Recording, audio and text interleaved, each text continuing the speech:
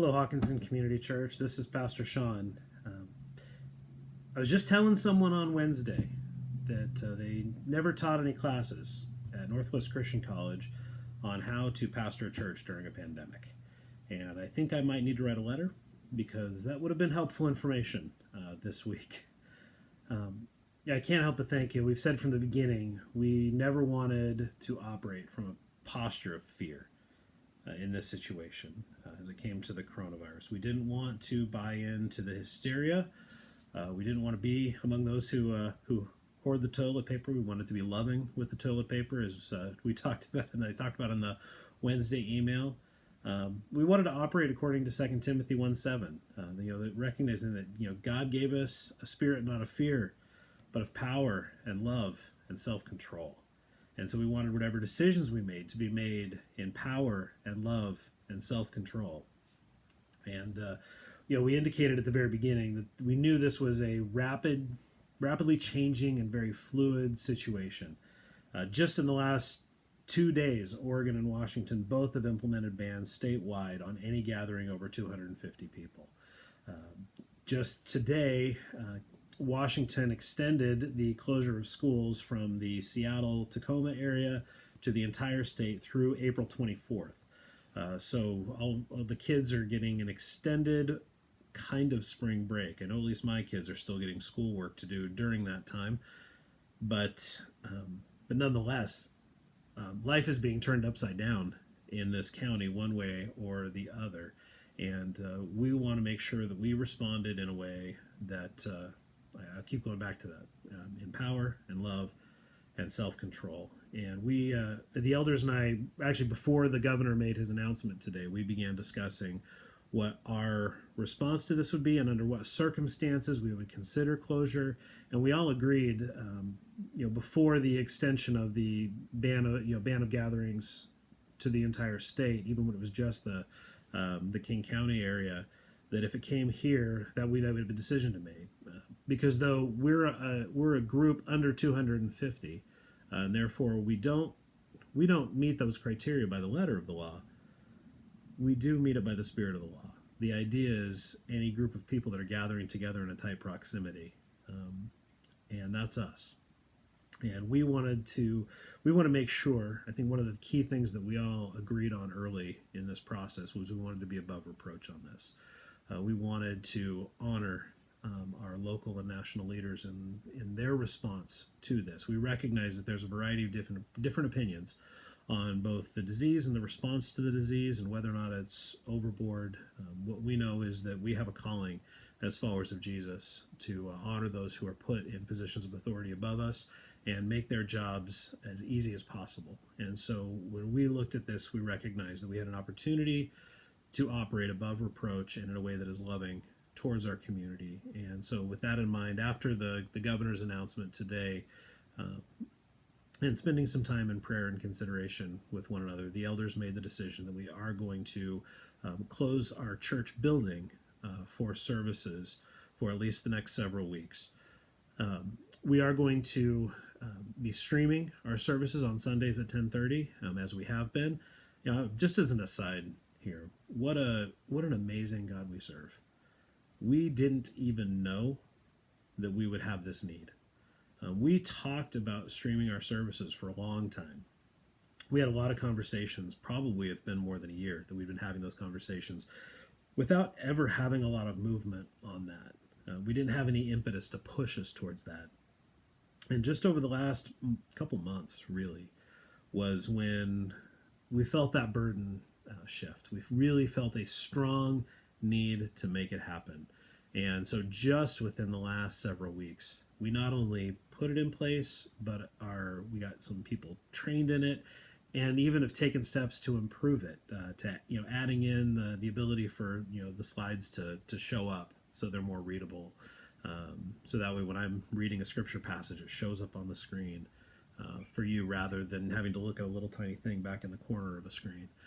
Little details like that just change the dynamic, but the fact that we have it in place at all, what a gift, and what a way that God prepared us for this time, even though we had no idea that it would be coming. And so One of those, yeah, no, there will be no Sunday school, no Wednesday night potlucks. We haven't made decisions on other events and things around the church at this point in time. This will be something that we discuss. The elders will be meeting immediately following the service on Sunday to discuss our plan going forward. But we will have the church service streamed at 10:30 on Sunday morning. It'll be myself and a small worship team going through the Word together, lifting up God's name together, and would encourage you during this time. First of all, we would encourage you, if you're part of a life group, to continue gathering together. Of course, responding to the personal space and hygiene recommendations as recommended by the health department. But it's important that we continue to meet together as a church. Just because we can't meet together as 150 to 200 people doesn't mean we can't meet together. The church has a long history. The church, the universal worldwide church, has a long history of gathering in small groups for the purpose of discipleship and fellowship. And so we want to use this time. And if you're not a part of the life group, would encourage you, one, we can get you connected. We may have to carve out a couple more. That'll be so hopefully some of the things we talk about as elders when we get together this week. But even if you don't have a life group you can get connected with, we encourage you to invite some other people over at some point, this week. Share in God's Word. Watch the sermon together. However you want or are able to do it, we would encourage you to do so. It's important that we continue to meet together, to love one another, to meet one another's needs for care. We've already had some members who have offered to run errands or do grocery shopping, etc., for those who are either quarantined or otherwise, or especially vulnerable to the spread of this disease, to care for their needs during that time. And would first of all say, if there are other people who would be willing or able to be a part of that, would encourage you either send a message to myself or to the office, Sean pastor at Hawkinson.org or office at Hawkinson.org, and we would love to get your name added to that list of people willing to help. And then if you need help, ask us. We have people who have a heart and a desire to meet those needs. Jesus in the book of John is so clear about one of the key ways that we demonstrate to the world that we're his followers is the way we love one another. And we also know that it's the way we love the world as well. So I would encourage you, in addition, to reach out to the people around you, your neighbors, especially those who are elderly or vulnerable to this disease, to meet their needs, to care, to offer, to help in whatever ways you're able. The thing that's going to make the difference in this whole situation, the thing that's going to bring the panic down, the things that's going to shift the landscape, is people who love one another well. The church has long been known for running into the difficult positions rather than running out of it, rather than protecting themselves to go care for those who are hurting or who are in need. And my hope is that we are a part of that during this time. My hope is that we care, first of all, of course, for one another, but secondly, for those in our communities who need groceries or who need toilet paper, but who need the love and the light of Jesus Christ, who need to hear the gospel. The whole reason that we come together as a church is that we may proclaim the good news that Jesus is Lord, and would ask that we would, as we've been talking about throughout the book of Mark, that we would live that out. We have this prime opportunity set down in our laps that looks like a problem, but it's an opportunity. It's an opportunity to love our neighbors like never before. There's a responsiveness and an openness in the midst of this panic. That I was at Walmart just a few minutes before I sat down to do this, and there were so many people with these looks of abject terror on their faces. They're trying to just get bread and disinfectant. Of course, there was no toilet paper, no disinfectant. The eggs were almost gone. I managed to get a few of those. I got my eggs and bacon, so I'm going to be okay. But I see these people just with these panicked looks on their faces. And just the simple act of taking a moment to say, "How are you?" and smile at them. I was watching it just diffused. We can be Jesus in so many simple ways during this time. So many different ways, and especially with those who we're closest to or who we live in proximity to, even those neighbors we've never met before. this is an opportunity that we have, even as we're not meeting together as a church, maybe in fact especially because we're not meeting together on Sunday mornings. We have opportunities that maybe we wouldn't otherwise have. Maybe invite that neighbor who you never might have come into the church building with you. Say, hey, we're going to do church at our house. Our pastor is doing the sermon here. We're going to have some worship. Why don't you come over? We'll have breakfast. See what happens.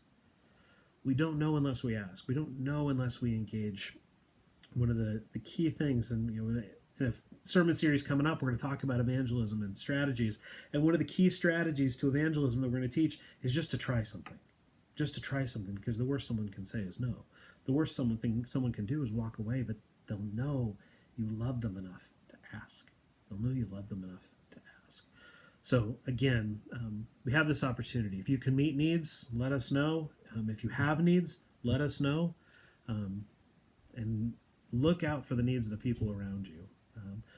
And again, the elders and I will be meeting on Sunday, and once we've met and put together more of a plan for how we're going to move forward over the next few weeks, hopefully this doesn't last very long, but as we put to that plan together, we'll make sure that we continue to communicate both on the Facebook page, the website, and also through email. Would encourage you, if you know of people in the church who may not see this because they're not on Facebook or because they don't check their email, according to the statistics, only 52% of you open the emails that we send. So that means there's half of the people who are getting this via email who aren't seeing it, which means, just take some time, send a text message, encourage people to check it out.